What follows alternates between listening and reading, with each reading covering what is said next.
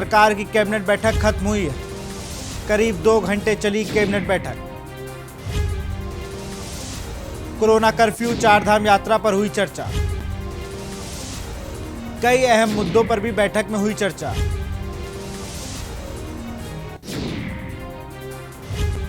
देहरादून से खबर आपको बता रहे, तीरथ सरकार की कैबिनेट बैठक खत्म। करीब 2 घंटे चली कैबिनेट बैठक। कोरोना कर्फ्यू, चारधाम यात्रा पर हुई चर्चा। कई अहम मुद्दों पर भी बैठक में हुई चर्चा।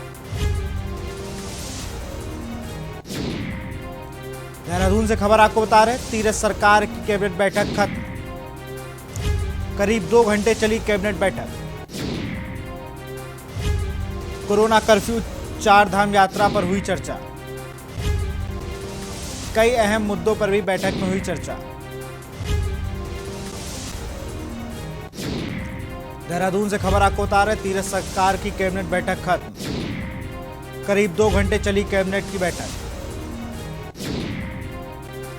कोरोना कर्फ्यू, चारधाम यात्रा पर हुई चर्चा। कई अहम मुद्दों पर भी बैठक में हुई चर्चा।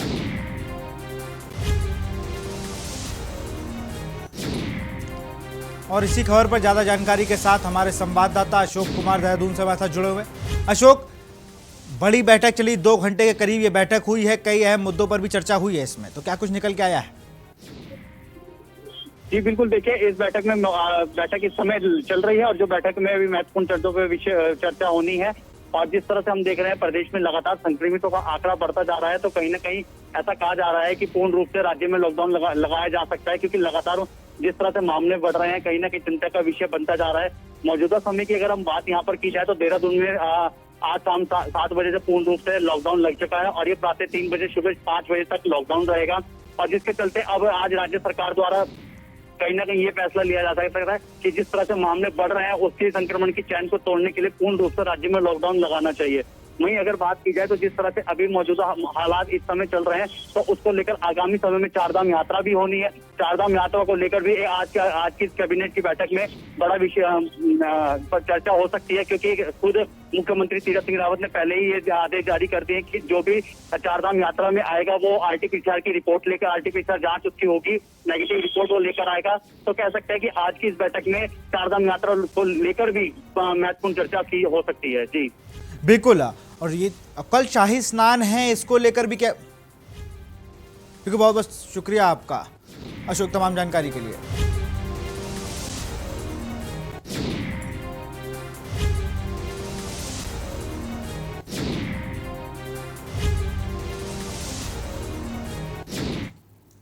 और इसी बीच आपको खबर बता रहे हैं हरिद्वार से, बड़ी खबर आपको हरिद्वार से बता रहे हैं। प्रतीकात्मक होगा आखिरी शाही स्नान।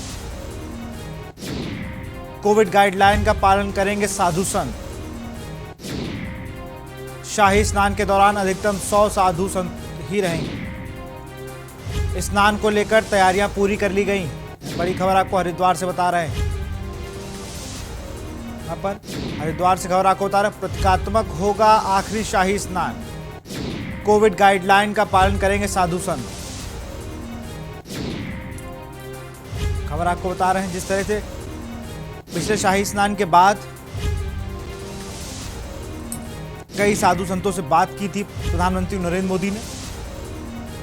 उन्होंने भी इसकी अपील की थी कि साधु संत जो अब शाही स्नान आने वाला है उसको प्रतीकात्मक ही रखें, जिसको लेकर अब ये खबर आ रही है कि प्रतीकात्मक ही होगा कल होने वाला शाही स्नान, जिसमें अधिकतम 100 साधु संत ही रहेंगे। स्नान की पूरी तैयारियां कर ली गई हैं। कोविड गाइडलाइन का पालन करेंगे साधु और संत। खबर आपको हरिद्वार से बता रहे हैं, प्रतीकात्मक होगा आखिरी शाही स्नान। कोविड गाइडलाइन का पालन करेंगे साधु संत। शाही स्नान के दौरान अधिकतम 100 साधु संत ही रहेंगे। स्नान को लेकर तैयारियां पूरी कर ली गई। हरिद्वार से खबर आपको बता रहे हैं, प्रतीकात्मक होगा आखिरी शाही स्नान।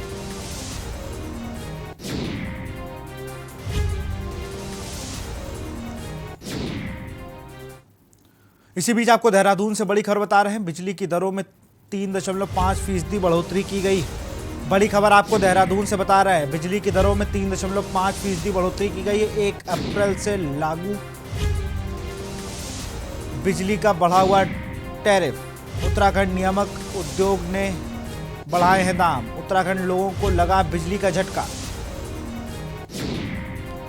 देहरादून से खबर आपको बता रहे हैं। बिजली की दरों में 3.5% की बढ़ोतरी। 1 अप्रैल से ही लागू होगा बिजली का बढ़ा हुआ टैरिफ। उत्तराखंड नियामक आयोग ने बढ़ाए हैं दाम। उत्तराखंड में लोगों को लगा बिजली का झटका। बड़ी खबर आपको देहरादून से बता रहा है। 1 अप्रैल से ही लागू होगा बिजली का बढ़ा हुआ ट्रैफिक। आपको बता दें 3.5% तक दाम बढ़ा दिए गए। नियामक आयोग ने उत्तराखंड में बिजली के दाम बढ़ाए हैं। उत्तराखंड में लोगों को बिजली का झटका लगा है। यहाँ पर बिजली के दाम 3.5% बढ़ा दिए गए हैं। 1 अप्रैल से ही लागू होगा बिजली का बढ़ा हुआ टैरिफ। उत्तराखंड नियामक आयोग ने बढ़ाए दाम। उत्तराखंड में लोगों को लगा बिजली का झटका। खबर आपको बता रहे हैं देहरादून से, जहां बिजली की दरों में 3.5% की हुई है बढ़ोतरी। यहां रुकते एक छोटे से ब्रेक के लिए, जल्द हाजिर होंगे।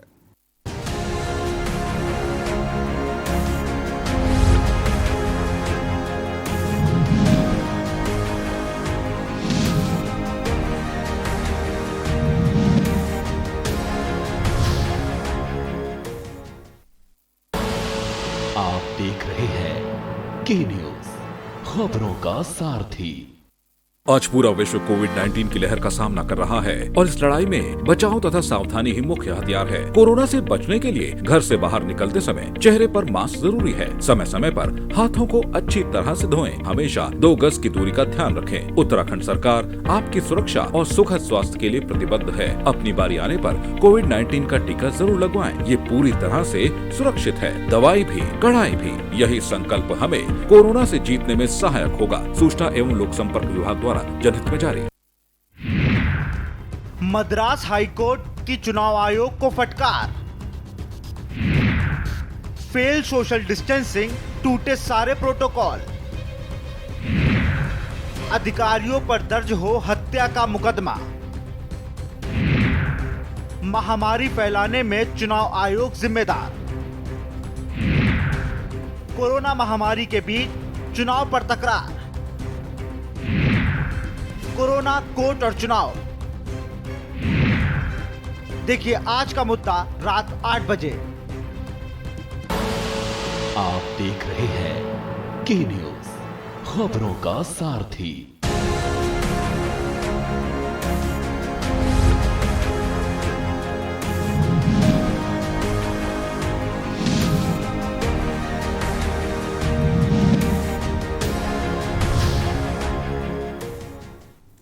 ब्रेक के बाद आपका स्वागत है। खबर देहरादून से है, जहां गंगोत्री विधायक रहे गोपाल रावत को बीजेपी ऑफिस में श्रद्धांजलि दी गई।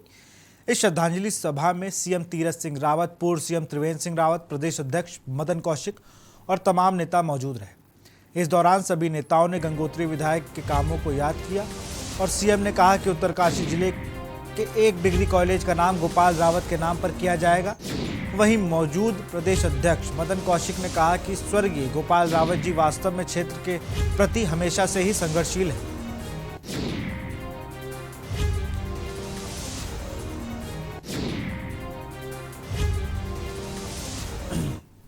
रावत जी हमारे बीच में नहीं रहे और उनको श्रद्धांजलि देने सारे कार्यकर्ता उपस्थित रहे। गोपाल जी एक संघर्षशील और अपने क्षेत्र के लिए विकास के प्रति जो उनकी निष्ठा थी उसको भुलाया नहीं जा सकता है। उत्तराखंड में भी कोरोना हर दिन नया रिकॉर्ड बना रहा है। यह रोजाना 4 से 5 हजार मामले सामने आ रहे हैं। कोरोना के कहर को देखते हुए राजधानी देहरादून, कोटद्वार और स्वर्गाश्रम में 3 मई तक लॉकडाउन जैसी पाबंदियां लागू की गई हैं। हालांकि इसे लॉकडाउन नाम न देकर कर्फ्यू बताया गया। जिसको लेकर पूर्व मुख्यमंत्री त्रिवेंद्र सिंह रावत का कहना है कि कोरोना संक्रमण जो इस वक्त सुनामी का रूप ले चुके हैं उसके लिए बड़ा कदम उठाया गया है। उन्होंने कहा है कि मुख्यमंत्री तीरथ सिंह रावत के साथ इस बात पर चर्चा की गई और जल्द ही इसका परिणाम अगले कुछ दिनों में मिल जाएगा और जो नए निर्देश जारी किए गए हैं उसका भी पुलिस प्रशासन को सख्ती से काबू करना होगा।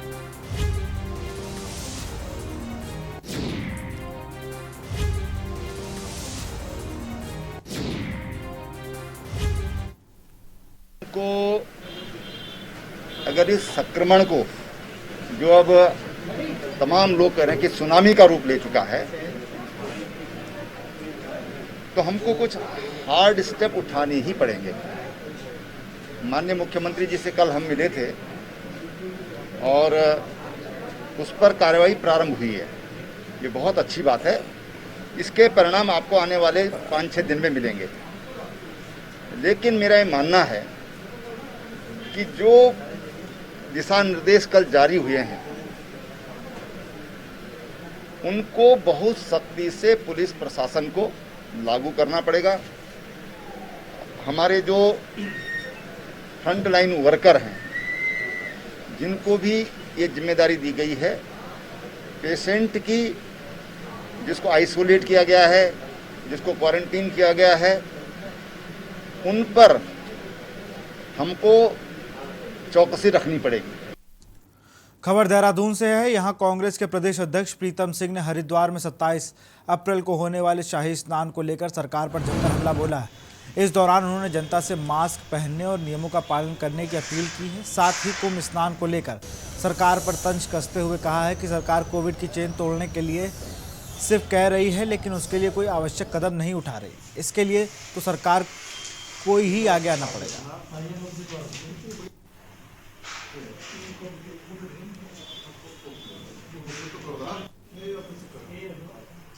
पूर जो है लॉकडाउन लगा दिया है और दूसरी तरफ जो है आप शाही स्नान कराने जा रहे हैं, तो विरोधाभासी निर्णय है ना सरकार का। आप आम आदमी से कह रहे हैं कि वो मास्क पहने, 2 गज की दूरी रखें, तमाम जो आवश्यक संसाधन को जो है वो प्रयोग करें ताकि कोरोना की चैन को तोड़ा जा सके। तो लेकिन चैन को तोड़ने के लिए सरकार को ही आवश्यक कदम उठाने होंगे, सरकार को ही आगे आना होगा। लेकिन सरकार तो बिल्कुल हाथ पर हाथ धरे बैठी है। प्रदेश में लगातार बढ़ते संक्रमण के बीच पूर्व मुख्यमंत्री त्रिवेंद्र सिंह रावत ने विधायक निधि से मुख्यमंत्री राहत कोष में 1 करोड़ रुपए देने की घोषणा की है। जानकारी देते हुए पूर्व सीएम ने बताया कि मुख्यमंत्री राहत कोष में 1 करोड़ रुपए देने का उद्देश्य है कि जनता को इस महामारी की गंभीरता से लेते हुए अपना बचाव करना चाहिए। इसके अलावा क्या कुछ कहा, आइए आपको दिखाते हैं।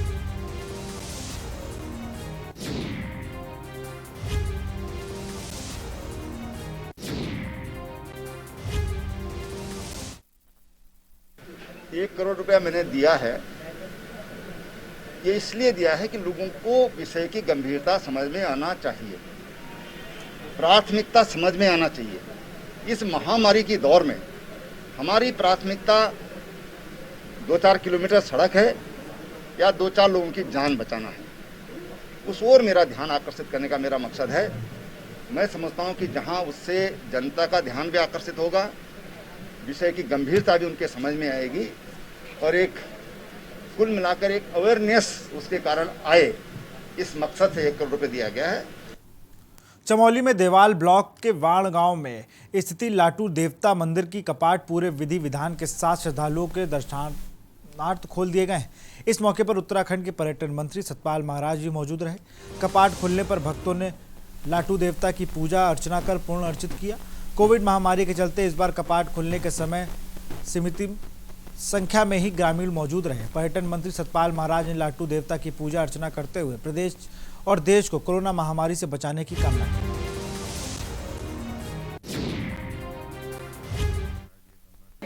उत्तराखंड की देव संस्कृति में घोड़ा चांचरी जो आपको देखने को मिल रही है, यहाँ पर लाटू देवता की स्तुति की जा रही है, पूजा की जा रही है और सभी से आग्रह है कि मास्क पहने हुए, सोशल डिस्टेंसिंग करते हुए, देह दूरी रखते हुए, सैनिटाइज करते हुए जो है इस पर्व को मनाएं और इसके बाद जो है वैक्सीन जरूर लगाएं। सभी से आग्रह है कि देश को स्वस्थ रखना है, अपने परिवार को स्वस्थ रखना है, तो हमें वैक्सीन जरूर लगानी चाहिए। यहाँ रुकते एक छोटे से ब्रेक के लिए, जल्द हाजिर होंगे।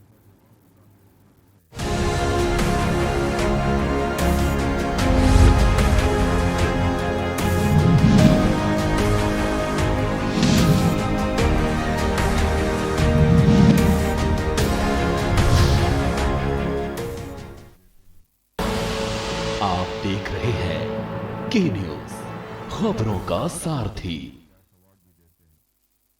सनी का स्टाइल है, वाओ, सनी की स्माइल है, so cute। सनी पार्टी करता है, सनी हैंग आउट भी करता है, पर सनी है कहाँ?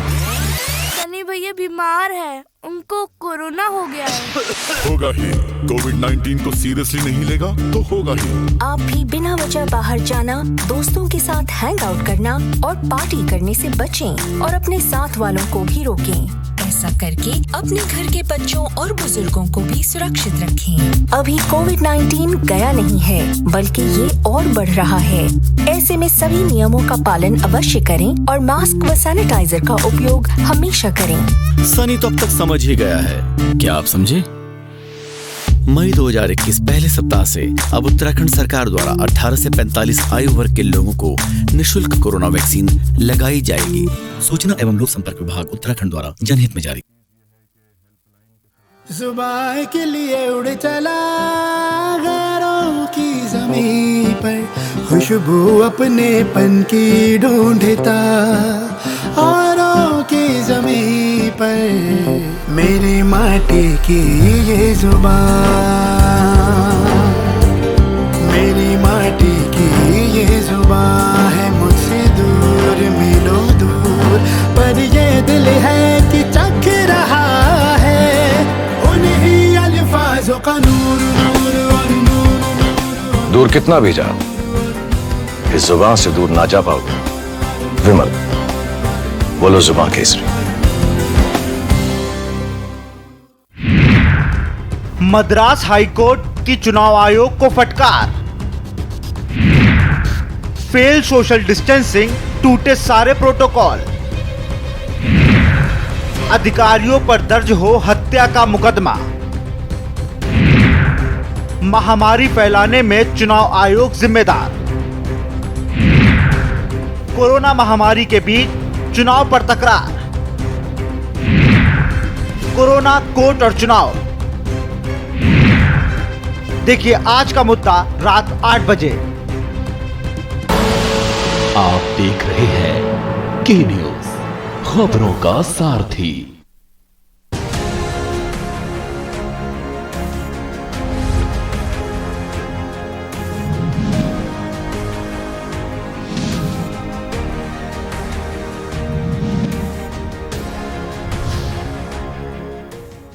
ब्रेक के बाद आपका स्वागत है। देहरादून में कोरोना के मामले लगातार बढ़ते जा रहे हैं। प्रदेश भर में सबसे ज़्यादा मामले राजधानी देहरादून से हैं। बढ़ते कोरोना के मामले को देखते हुए देहरादून डीएम ने देहरादून व ऋषिकेश नगर निगम क्षेत्र समेत छावनी परिषद, कैंट और क्लेन टाउन में 1 हफ्ते का कर्फ्यू लगाया है और डीएम देहरादून ने अपने आदेश में 3 मई सुबह 5 बजे तक कर्फ्यू के आदेश दिए हैं। डीएम देहरादून ने के न्यूज़ इंडिया से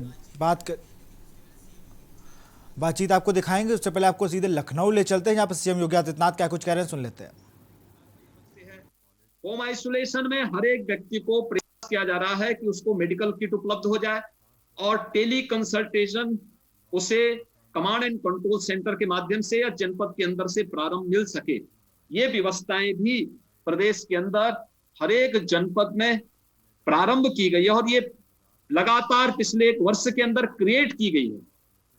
जागरूकता की जहां तक बात है, प्रदेश के अंदर आप लोग फील्ड में उतरते होंगे, देखते होंगे, जगह जगह जो माइक लगे हुए हैं, पब्लिक एड्रेस सिस्टम है, ये जागरूकता के लिए तैयार किए गए हैं, जिनके माध्यम से लगातार ये केवल ये सेकंड स्टेन आने के बाद नहीं, इससे पहले भी पब्लिक एड्रेस सिस्टम लगा हुआ था, जिसके माध्यम से लगातार लोगों को मास्क पहनने, कोविड एप्रोप्रिएट बिहेवियर की अपील उनसे लगातार की जा रही थी कि आप लोग कोरोना के संक्रमण से बिल्कुल भी अपने को वो न करें, लापरवाही न करें, मास्क को धारण करें, 2 गज की दूरी का पालन करें, अगर किसी चीज को छूते हैं तो अपने हाथ को साबुन से धोएं, नहीं तो सैनिटाइजर से साफ कर लें। इन चीजों के बारे में लगातार प्रदेश के अंदर हर एक जनपद में आप देख रहे होंगे पब्लिक एड्रेस सिस्टम हर एक जनपद में लगा हुआ है और हर एक जनपद में कार्य हो रहा है। अनुमान करिए उत्तर प्रदेश में यानी महाराष्ट्र के बाद सर्वाधिक एक्टिव केस होंगे, क्योंकि आबादी सबसे बड़ी है। जितनी उत्तर प्रदेश की आबादी है उतना देश के अंदर अगर आप देखेंगे तो 22 राज्य आते हैं, तब उतनी बड़ी आबादी होती है। उस सब के बावजूद आपने देखा होगा ऑक्सीजन की क्राइसिस दिल्ली के अंदर है, यूपी के अंदर ना के बराबर है। और यूपी के अंदर वही लोग इस क्राइसिस को करने का प्रयास कर रहे हैं जिसके बारे में हमारे एक अभी मित्र ने कहा भी कि पहले से ही किसी पूर्वाग्रह से ग्रसित होकर के जो लोग किसी उसके साथ कर रहे हैं। मुझे याद है आज से 4 दिन पहले की एक घटना मैं आपको बताता हूं। ये संवाद मेरा ऐसा नहीं कि पहली बार हो रहा है। देखिए, सुबह के समय टीम 11 के साथ मेरा नियमित बैठने का कार्यक्रम बनता है। दोपहर के बाद कुछ अन्य संगठनों के साथ बैठक होती है। सायकाल कुछ अन्य संस्थाओं के साथ मेरा संवाद का कार्यक्रम होता है। तो मेरा उस दिन लखनऊ के हॉस्पिटल्स के साथ बैठक थी। 6 बजे बैठक मेरी होनी थी। इसी प्रकार से मेरी ये बैठक वहां पर जब प्रस्तावित थी, 5 बजे एक चैनल में चला कि फलाने हॉस्पिटल में ऑक्सीजन की कमी। तो मैंने तत्काल वहां पे एक टीम भेजी, प्रशासनिक टीम भेजी, एक मजिस्ट्रेट को भेजा। मैंने कहा देखो वहां ऑक्सीजन की कमी कैसे हो गई है और आप तत्काल वहां पे व्यवस्था करो। वो टीम वहां गई तो उनके पास पूरी ऑक्सीजन पूरा था। उसने मुझे, यानी बैठक के पहले पहले मुझे इसकी सूचना मेरे पास आ चुकी थी, अब ऑक्सीजन पूरा है। उन्होंने झूठी खबर दी। मैंने उसी समय फिर बैठक में पूछा उनके प्रबंधक को, मैंने कहा भाई आपके यहाँ से भी सूचना आ रही थी कि ऑक्सीजन की कमी है, लेकिन जब मजिस्ट्रेट गए तो ऑक्सीजन तो आपके यहाँ पूरी थी। लगे माफी मांगने, ये साहब गलती हो गई है और ऐसी गलती त्रुटि यानी एक त्रुटि के कारण ये चीजें हुई हैं। और ये चीजें कुछ लोग जानबूझ करके शरारतन स्थिति को पैनिक बनाने का प्रयास कर रहे हैं और उसके माध्यम से अफवाह फैला करके एक नकारात्मकता पैदा करने का प्रयास कर रहे हैं। मैं आपको फिर इस बात को कह सकता हूं, एक तो मैंने आपके सामने 3 दिनों के प्रदेश के अंदर कोविड के जो पेशेंट है 38,000 से आज हम 33,000 पे आए हैं। यानी ये लगातार लगभग 5,000 कोविड पॉजिटिव केसेज प्रदेश के अंदर पिछले 3 दिन के अंदर कम हुए हैं। लखनऊ के अंदर अगर आप देखेंगे तो प्रतिदिन जितने कोविड पॉजिटिव केस हैं, एक उनकी संख्या में लगातार गिरावट आई है। 5,500 से लेकर के आज 4,500 तक पहुंची है। और रिकवरी अगर आप देखेंगे तो जितने पॉजिटिव केस आ रहे हैं उससे ज्यादा रिकवरी का रेट लखनऊ में है। देखिए, ये चीजें मैं इस बात को कह सकता हूं कि जो ये कृत्रिम अभाव पैदा करने का प्रयास किया जा रहा है, ना बेड्स की कमी है, ना ऑक्सीजन की कमी है, ना रेमडेसिविर की कमी या किसी अन्य जीवन रक्षक दवा की भी कमी नहीं है। ये कृत्रिम अभाव दिखाने का कुछ लोगों के द्वारा प्रयास और उसके माध्यम से अफवाह पैदा करके एक भगदड़ की स्थिति, क्योंकि जिन लोगों को प्रदेश में अव्यवस्था अराजकता पैदा करने का अवसर नहीं मिला, ये आपदा का काल है। हमने सर्वदलीय बैठक भी करके सब लोगों से इस बारे में अपील की थी कि वे सभी लोग मिल करके इसमें एक एक व्यक्ति का जीवन हमारे लिए महत्वपूर्ण है। राजनीति का समय नहीं। अगर सरकार गलत कर रही है आप सरकार पर प्रहार करिए, लेकिन किसी व्यक्ति के जीवन के साथ खिलवाड़ मत करिए। लेकिन आप तब भी बयानबाजी देख रहे होंगे, जो लोग एक 1.5 साल से यूपी में नहीं आए हैं वे लोग बयानबाजी कर रहे हैं, वे लोग भी बोल रहे हैं। जिन लोगों ने कोरोना के पहले उसमें 1 साल में जनता के सामने कभी दर्शन नहीं दिए, वे लोग भी आज होम आइसोलेशन में रह करके भी चैन से नहीं रह पा रहे हैं। अपने प्रवक्ताओं के माध्यम से या एक लिखित विज्ञप्ति के माध्यम से किस प्रकार की नेगेटिव चीजें कर, जिनको जमीनी हकीकत की कोई जानकारी नहीं। और मेरी आप सबसे ये अपील होगी कि मैंने ये कुछ चीजें आपके सामने रखी हैं, ये प्रदेश के अंदर हैं। हमारे पास देखिए, एक ये कहना कि रेमडेसिविर को कालाबाजारी की जा रही है, मुझे लगता है सरासर झूठ है, क्योंकि इसका तो कोटा भारत सरकार ने तय कर दिया है हर राज्यों का।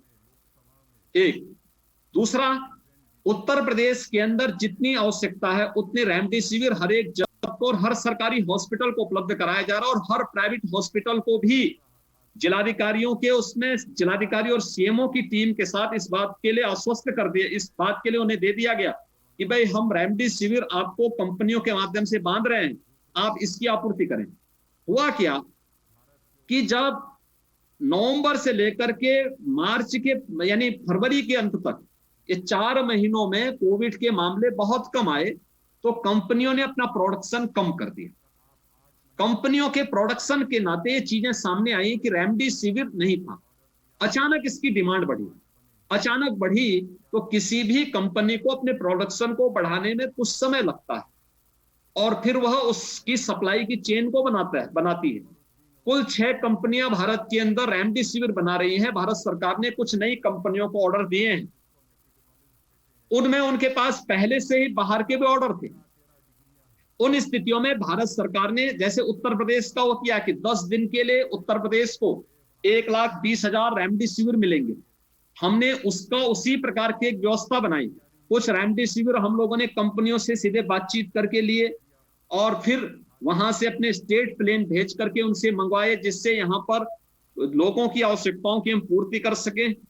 ऑक्सीजन के लिए भी इसी प्रकार की एक चेन बनाए। उत्तर प्रदेश में मुझे लगता है कि उत्तर प्रदेश में ऑक्सीजन की किल्लत दिल्ली की तुलना, आखिर दिल्ली में तो हेल्थ इंफ्रास्ट्रक्चर का सबसे ज्यादा पैसा खर्च होता है। दिल्ली की कुल पॉपुलेशन कितनी है?